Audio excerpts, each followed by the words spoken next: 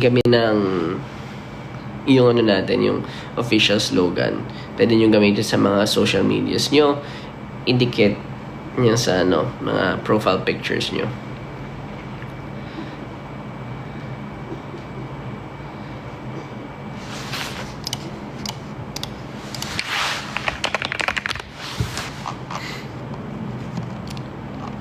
Yeah. And ayun, sobrang ano pa ba? Yun, sobrang dami ko sinabi. Natawa ako. Actually, nakita ko yung mga edit ko sa akin about sa... Di na nga ako nag-post. Inano nyo pa rin ako. Mga walang iya talaga tong mga taon. Hindi na ako nag-post nung pumunta ako sa isang party. Ang bibilis nyo talaga. Pero yun, alam mo, thankful ako sa mga tao doon. Gusto ko lang shout out, syempre, yung mga nakasama ko doon. Syempre, Yuri, nandyan na yan. Flo G, shout out sa, napalupit na album.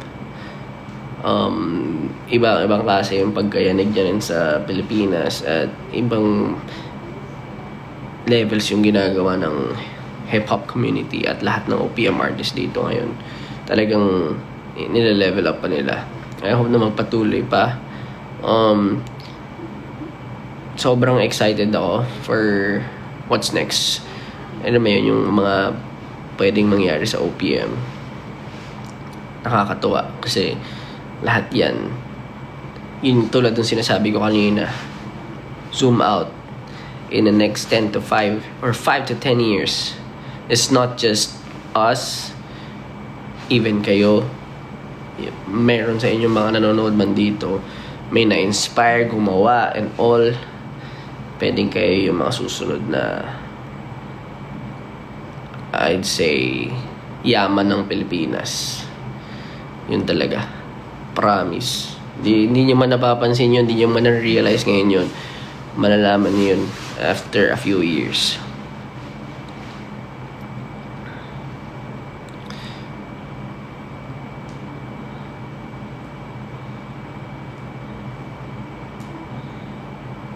Roblox po. Josh, ang dami mag-exam tomorrow. Good luck sa inyo. Exam, galingan nyo. And galing, no? Alam, lagi ko iniisip yung buhay.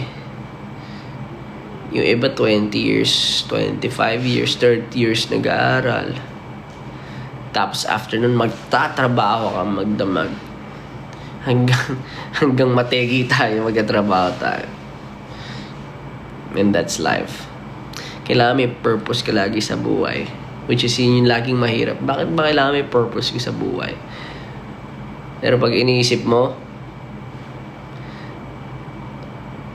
yun nga yung reason bakit na-preserve natin ang humanity, bakit tayo nandito, bakit na-preserve natin lahat ng beliefs and cultures ng culture natin. It is about survival. Sabi ng isa, life is about survival. It is a fact. Pero if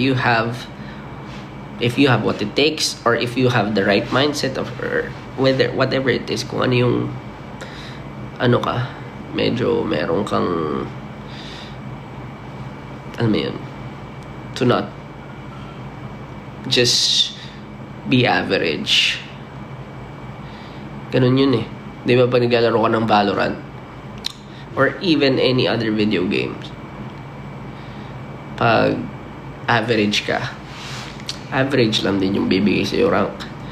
Pero pag tinry mo na higit pa sa kung ano yung ina-expect sa'yo or ano yung usual na ginagawa ng iba, mga big brain plays, yung mga weirdo stuff na hindi ina-expect ng tao na gagawin mo, and with proper discipline and commitment, doon nagiging top 1% of the game. Basta marami akong analogy about it. Pero yun, next time na ulit. Pasensya na sa mga kawirduhan ko.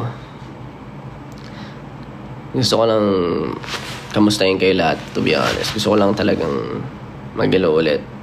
At Sana okay kayo lahat. Sana kung ano yung mga ginagawa nyo, exams, trabaho, responsibilities, and struggles, you guys are okay.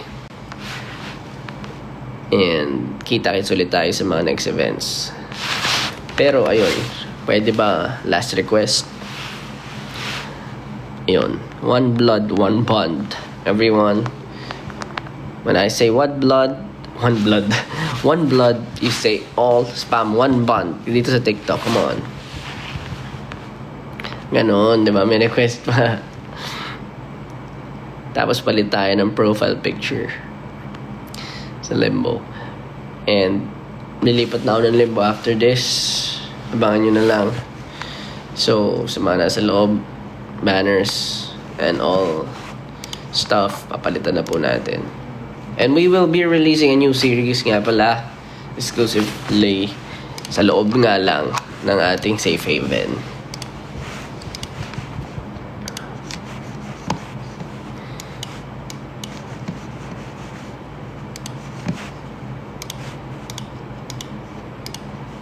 Ayun, I want you all to syempre join one bond. Alam mo, mas madali natin makikilala yung isa't isa kapag nasa event tayo. May sumigaw lang, one blood, one bond, di ba? Oh.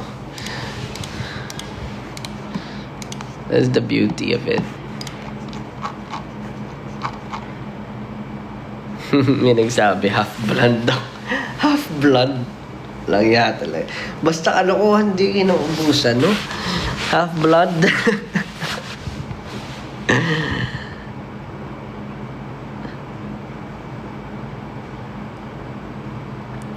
One blood, one bond.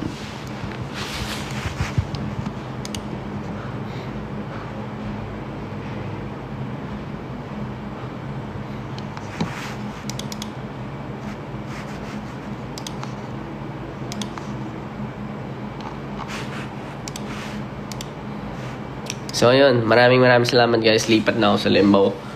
And thank you for everyone. Thank you for your time. Ay nako. Pahinga kayo. And peace. See you all next time.